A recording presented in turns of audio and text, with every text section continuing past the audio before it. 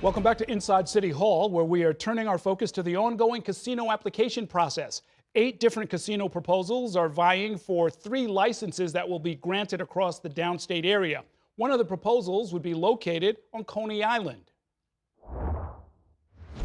We got teenagers walking from Lincoln High School and from 303, and I'm feeling like this is getting a little bit weird to me. I'm feeling weird energy, and I feel like my children are being put on the line. I'd rather deal with my people wanting to come to Coney Island instead of what we have now, where people can't make a living in the winter. Earlier this week, hundreds of Brooklynites came out for the first public hearing on the plan, which includes a $3.4 billion investment. The developer, Thor Equities, says that the casino will create 4,500 permanent jobs and more than 4,000 construction jobs along the way, which supporters were in favor of. But other residents have expressed concerns about what this would all bring to the community. Joining me now to talk about those concerns is Adam Rinn. He's artistic director of Coney Island USA. That's the nonprofit that produces the annual world-renowned Mermaid Parade. Welcome to the program. Good to see you. Hey, thank you. How are you? Very good, thanks.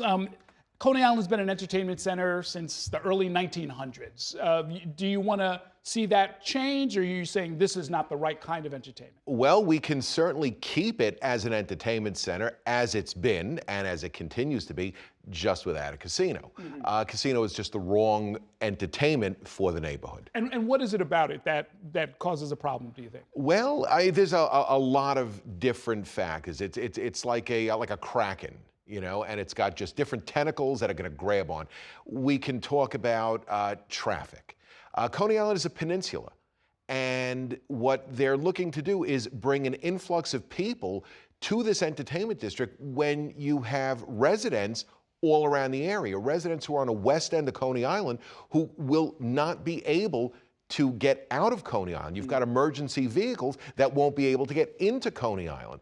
They're talking, it's a 24-hour project here, and they're talking about thousands upon thousands of cars that are going to, cars, trucks, and buses that are going to be clogging up the streets. Okay, you're right. It's not like the Belt Parkway needs any more traffic, that's for sure. Let's take a look at the rendering, just so people can get a sense of what's being proposed here by Thor Equities.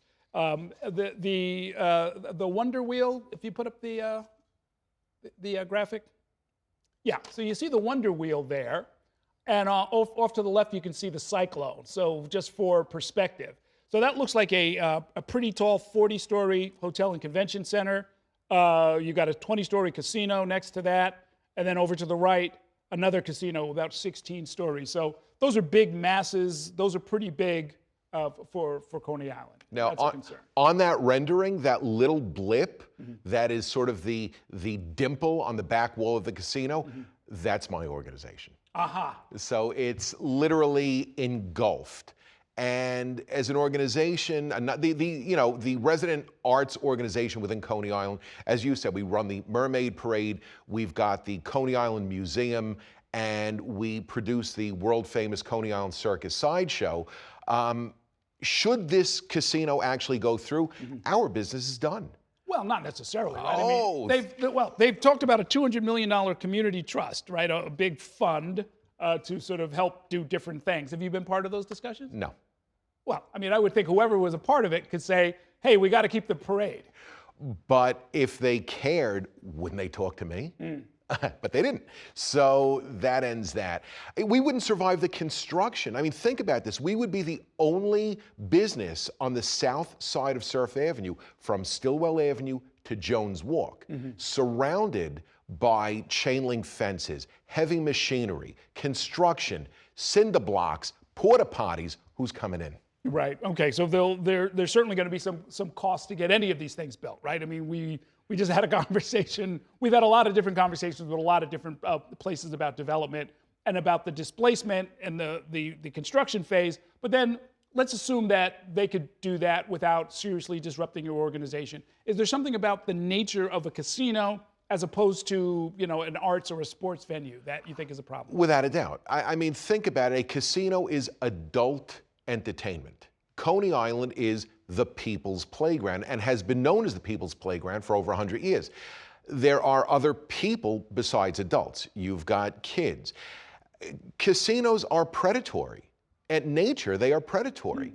And the idea that you're going to take people who are spending their hard-earned money, whether it's Social Security money, whether it's salaries, and dumping it into a casino, not cool. Yeah, no, problem gamblers, definitely it is going to be a problem for them, no question about that. What would you say if they're promising, 4,500 permanent jobs, 4,000 temporary construction jobs? What would you say to somebody in the area who says, like, look, Adam, I want a job? I would say, first of all, there are jobs available right now. South Brooklyn Hospital has well over 100 jobs posted at the moment. The city is offering jobs. I mean, there's advertisements all over the place for city jobs. Beyond that, if you look at the casino's application, it says specifically they are going to give less than 200, I believe the exact number is 186 full-time jobs to Coney Island residents. That is a fraction of a percentage point that would increase, or decrease rather, the level of unemployment. So we're talking peanuts here. Well, yeah, they're probably talking about what they can guarantee, because they can't limit job availability to like the local zip code or the local community board, but they can sort of make special outreach and make sure that everybody in the area knows that they can apply for the job. But again, think about it now. There's been zero job training. So if they're promising construction jobs, trade jobs, you have to be in the union. You can't just walk into a job like that. They've offered nothing. Who are the local leaders that are for and against this proposal? Well, at this point, it's a little fuzzy because the Community Advisory Committee comprised of 6 people, 6 electeds. So you have the governor, the mayor, the assembly person, the senator, the city council, and the borough president, yes, in no specific order. Right. We know for a fact that Assemblyman Alec Brooke Krasny has come out with a hard no. Okay. But the remaining 5 are listening to the conversations and listening to the debates, and we're hoping that they come out against the casino. Is there any part of you that wonders if, you look up a year or 2 from now and there's like all kinds of great stuff happening over in Queens or in Manhattan because a casino proposal was approved there?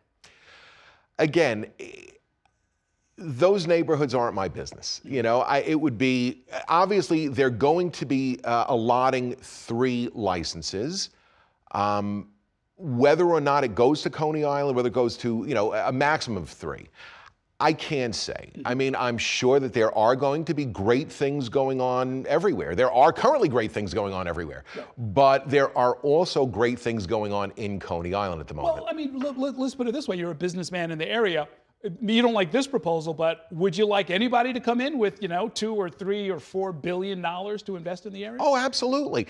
And the way that they can do that is water parks, is indoor entertainments. They're saying that Coney Island is not year-round. Okay, I mean, Luna Park remains open until January and opens up in March. So what are we're talking, 2 or 3 months for repairs and whatnot, and it's reopened. I don't go there after Labor Day. I mean, I think of it as a summer venue. Well, listen, thanks to climate change, summers are getting longer now. So okay, fair enough. That's another story. Best of luck, you and your neighbors. I guess we'll sort all of this out, and we'll be watching from here in Chelsea. Good to see you. Great seeing you. Thank you.